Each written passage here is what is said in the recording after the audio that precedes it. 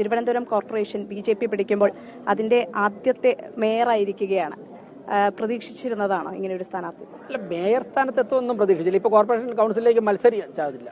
ഇപ്പോൾ കോർപ്പറേഷനിലേക്ക് മത്സരിക്കണമെന്ന് പോലും പ്രതീക്ഷിച്ചിരുന്നില്ല. സംസ്ഥാന അധ്യക്ഷനാണ് അത്തരത്തിലൊരു കാര്യം പറഞ്ഞത്, കോർപ്പറേഷനിലേക്ക് വീണ്ടും മത്സരിക്കണമെന്ന് പറഞ്ഞത്. അപ്പോൾ സ്വാഭാവികമായിട്ടും ജയിച്ചു. അത് കഴിഞ്ഞ് ഞങ്ങൾ പാർട്ടി പ്രവർത്തനത്തിൽ ഇൻവോൾവായി. ഇന്ന് ഉച്ചയ്ക്കാണ് അദ്ദേഹം മേയർ ക്യാൻഡിഡേറ്റ് മത്സരിക്കണമെന്ന് പറഞ്ഞത്.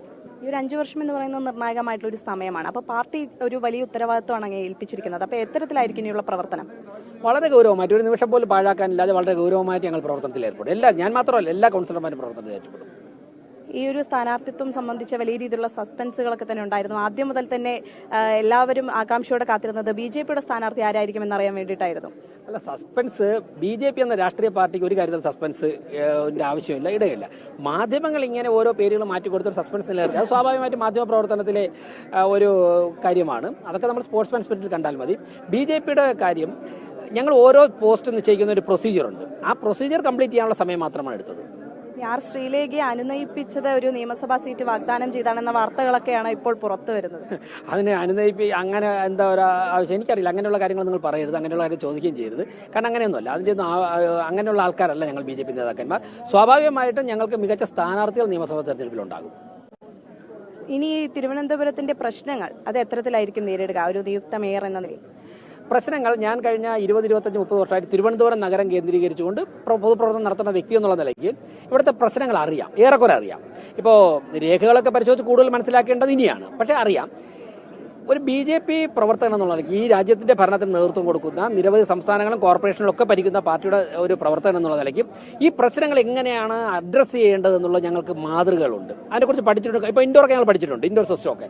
അപ്പോൾ സ്വാഭാവികമായിട്ട് ഞങ്ങൾക്ക് മാതൃകകളുണ്ട്, പ്രശ്നങ്ങൾ ഇവിടെയുണ്ട്, പരിഹരിക്കാൻ ഞങ്ങൾ തയ്യാറാണ്. അപ്പോൾ സ്വാഭാവികമായിട്ട് പരിഹരിക്കപ്പെടും.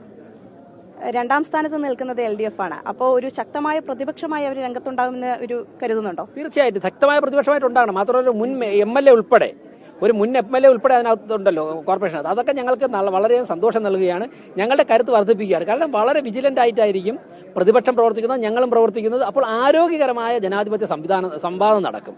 അത് ജനാധിപത്യത്തിന്റെ കരുത്ത് കൂട്ടും. ഈ സത്യപ്രതിജ്ഞാ ചടങ്ങിന്റെ അന്ന് തന്നെ ഇത്തരത്തിൽ ഗണഗീതം പാടിയതിനെ പ്രതിപക്ഷം വിമർശിച്ചിരുന്നു.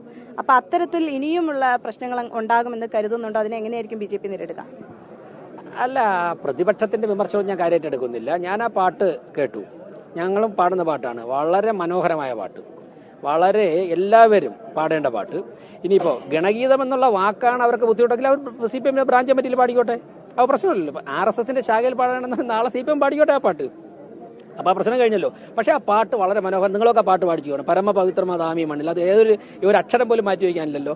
ഈ രാജ്യത്ത് ലക്ഷക്കണക്കിന് വരുന്ന ജനങ്ങളെ ദേശീയ ബോധം ഉൾക്കൊള്ളിച്ച, ഒരുപക്ഷെ ഞാൻ ഈ പ്രസ്ഥാനത്തിലേക്ക് ABVP സംഘത്തിന്റെ ശാഖയിലേക്കൊക്കെ പോകുന്ന ഒരു ഘടകം ഈ ദേശഭക്തി ഗാനങ്ങൾ. അത് ദേശഭക്തി ഗാനമാണത്. ഈ UDFും അതുപോലെ തന്നെ LDFും മത്സരരംഗത്തുണ്ട്. അപ്പോൾ നാളെയാണ് ആ ദിവസം.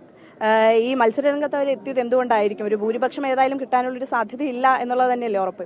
അല്ല, അവരൊക്കെ വലിയ രാഷ്ട്രീയ പാർട്ടികളല്ലേ, അവർ മത്സരിക്കണ്ടേ? അവർ ജയിച്ചു വന്നിട്ട് ഇപ്പം ഞങ്ങൾ കഴിഞ്ഞതിന് ഞങ്ങൾക്ക് ജയിക്കില്ല എന്ന് ഉറപ്പുണ്ടായിരുന്നു. 35 സീറ്റ് ഞങ്ങൾക്കുള്ളൂ, LDFന് 52, പക്ഷേ ഞങ്ങൾ മത്സരിച്ചില്ലേ. രാഷ്ട്രീയ പാർട്ടി എന്നുള്ള ആരോഗ്യകരമായ ജനാധിപത്യത്തിൽ മത്സരിക്കണമല്ലോ. പ്രധാനമന്ത്രി എപ്പോഴായിരിക്കും എത്തുക? ഡിസംബർ 14 ഒന്നാമത്തെ ദിവസമായിട്ട് എണ്ണിയാൽ 45 ദിവസത്തിനും പ്രധാനമന്ത്രി എത്തും. ഓക്കെ, തീർച്ചയായിട്ടും അത്തരത്തിൽ തന്നെയാണ്.